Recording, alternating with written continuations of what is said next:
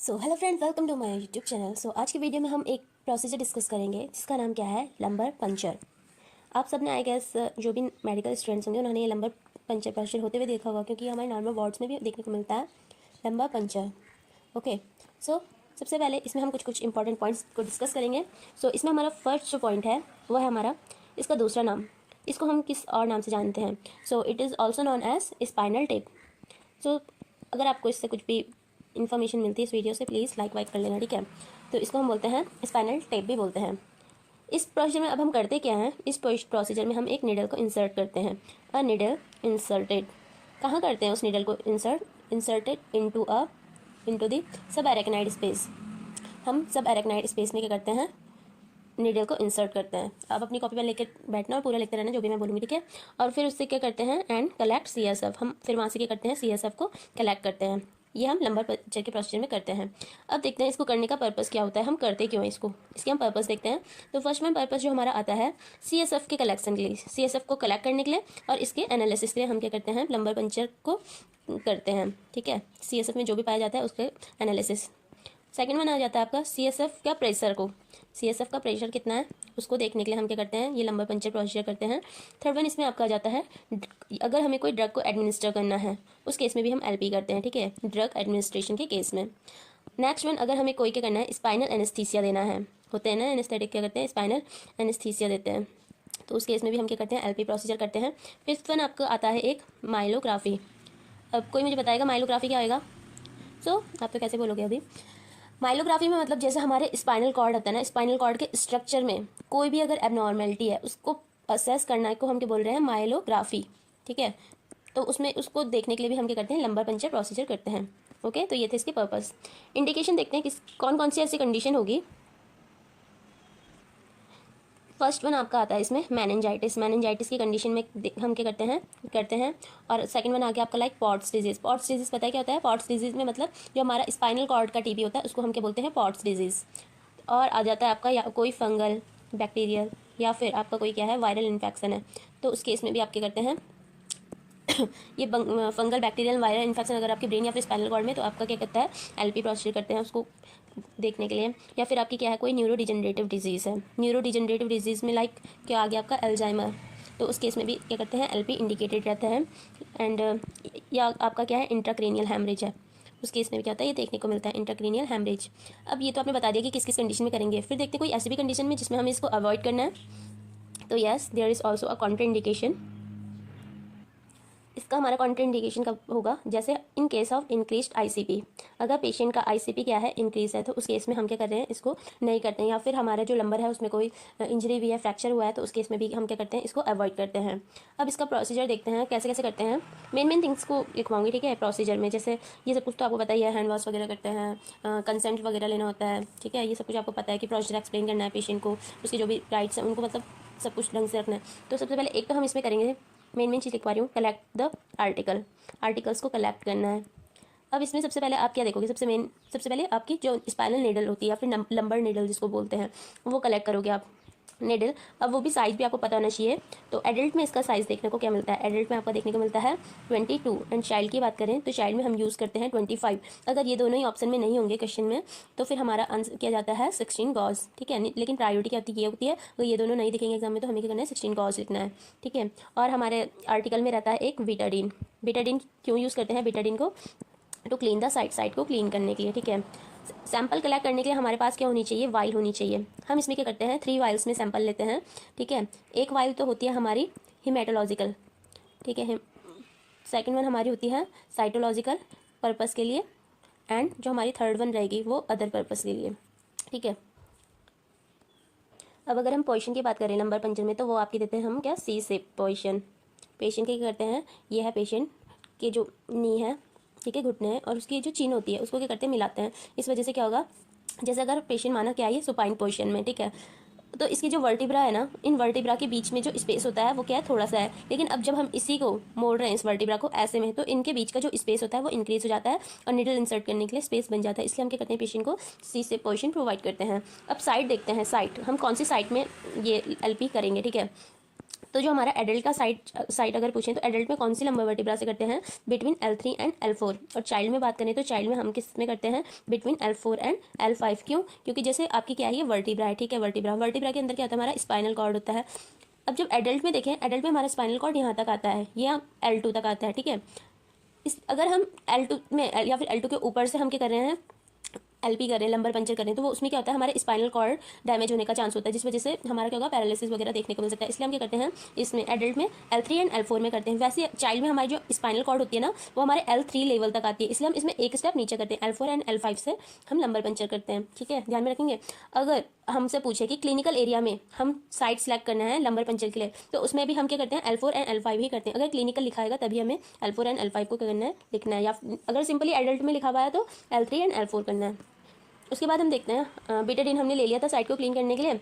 उसके बाद हमने क्या करना है, मतलब जो डॉक्टर वगैरह वो क्या करते हैं, सब एरेक्नाइड स्पेस में क्या कर रहे हैं, निडल को इंसर्ट कर रहे हैं। अब निडल इंसर्ट कर रहे हैं, कितनी अंदर तक निडल इंसर्ट करनी है, तो उसका आंसर है आपका 1.5 to 2 इंच हमने इसको क्या करना है, इंसर्ट करना है, ठीक है। क्वेश्चन आ जाते हैं इनसे।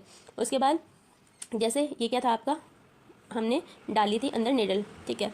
अब निडल के अंदर आपने सिंपल कैनला देखा होगा ना, उसमें अंदर क्या होती है, स्टीलेट रहती है। बाहर तो क्या होता है, प्लास्टिक का कवर रहता है, अंदर स्टीलेट रहती है, ठीक है, मेटल वाली। तो इसमें भी सेम ऐसे ही रहता है। हमने उसके बाद जैसे हमने क्या करा, निडल मतलब ये इंसर्ट कर दिया, ठीक है। उसके बाद हमने स्टीलेट बाहर निकालना है।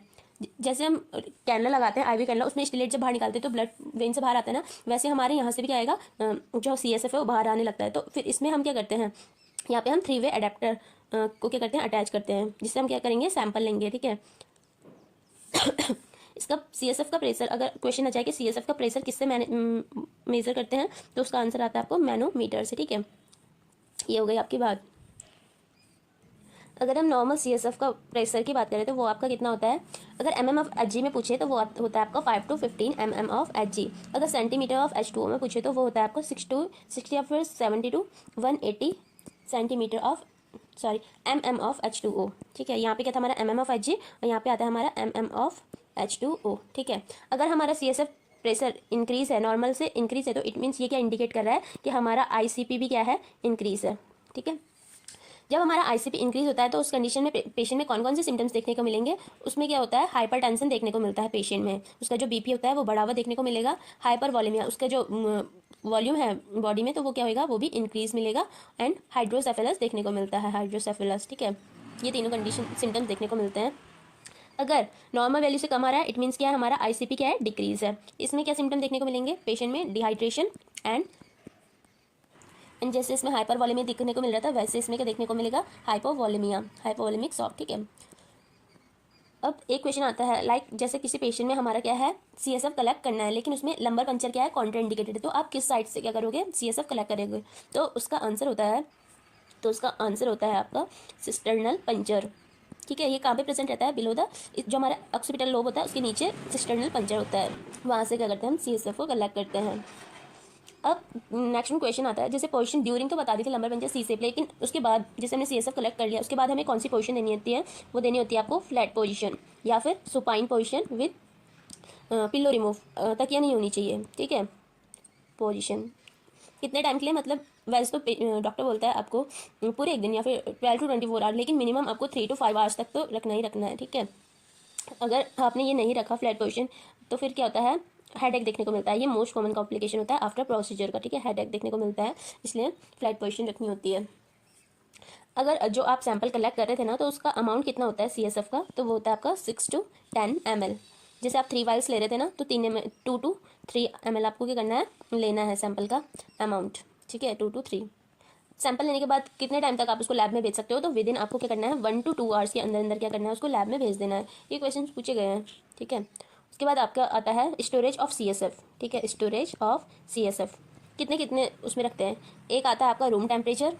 रूम टेम्परेचर में मतलब अगर आपको मतलब अप टू 6 आवर्स के लिए रखना है, मतलब अप टू 6 आवर्स के लिए क्या करना है, उसको सेफली रखना है, तो आप रूम टेम्परेचर में भी उसको स्टोर करके रख सकते हो, खराब नहीं होगा जो आपने सैंपल लिया है। एट 4 डिग्री सेल्सियस, तो अगर आपको 24 आवर्स तक उसको क्या करना है, सेफ रखना है 24 आवर्स के लिए, ठीक है, तो आपको क्या करना पड़ेगा, उसको 4 डिग्री सेल्सियस के उसमें टेम्परेचर में स्टोर करके रखना पड़ेगा।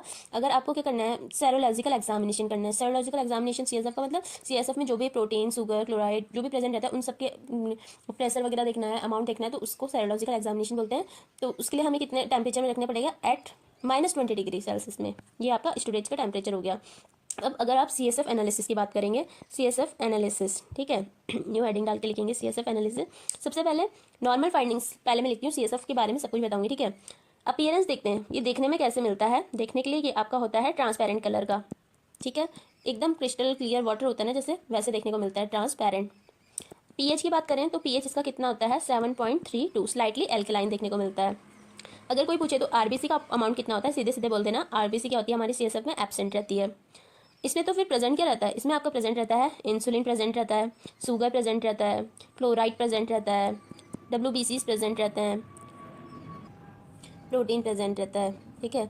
ये आपसे अगर नॉर्मल वैल्यूज़ पूछे इनकी, तो प्रोटीन की नॉर्मल वैल्यू कितनी रहती है, वो रहती है आपकी 30 to 50 mg/dl, ये आपकी नॉर्मल वैल्यू रहती है प्रोटीन की, ठीक है। क्लोराइड की देखें, क्लोराइड रहता है आपका 720 to 750 mg/dl। शुगर या फिर ग्लूकोज की अगर बात करें तो वो आता है आपका 40 to 60 mg/dl, ठीक है। अब एबनॉर्मेलिटी देखते हैं CSF में। ये सब कुछ तो आपकी क्या था, नॉर्मल वैल्यूज़ वगैरह था CSF में, ठीक है। एबनॉर्मेलिटी सबसे पहले अपीयरेंस का देखेंगे। हमने क्या पढ़ा, इसका अपीयरेंस देखने में कैसे मिलता है, एकदम सिंपल ट्रांसपेरेंट। फर्स्ट वन, अगर आपका CSF का कलर येलो देखने को मिलता है, ये किस वजह से होता है, due to presence of pus infection. Pus infection किसी भी वजह से हो सकता है, लाइक बैक्टीरिया, वायरस, किसी भी वजह से, ठीक है। तो उसमें आपका कलर कैसे हो जाता है, येलो। अगर आपका पर्पल देखने को मिल रहा है, पर्पल कलर ऑफ CSF, ये किस वजह से होता है, ये इंपॉर्टेंट है, क्वेश्चन स्टार मार्क करके लिखना। Due to infection of pseudomonas bacteria. ये आपका क्वेश्चन पूछा गया क्योंकि सीधा कि स्यूडोमोनास अगर बैक्टीरिया, वायरस, बैक्टीरिया हमारे CSF में प्रेजेंट है तो कैसा कलर का देखने को मिलेगा आपका CSF, तो आ जाता है आपका पर्पल कलर, ठीक है। या फिर अगर पर्पल कलर CSF है तो किस वजह से है, तो स्यूडोमोनास बैक्टीरिया इन्फेक्शन की वजह से।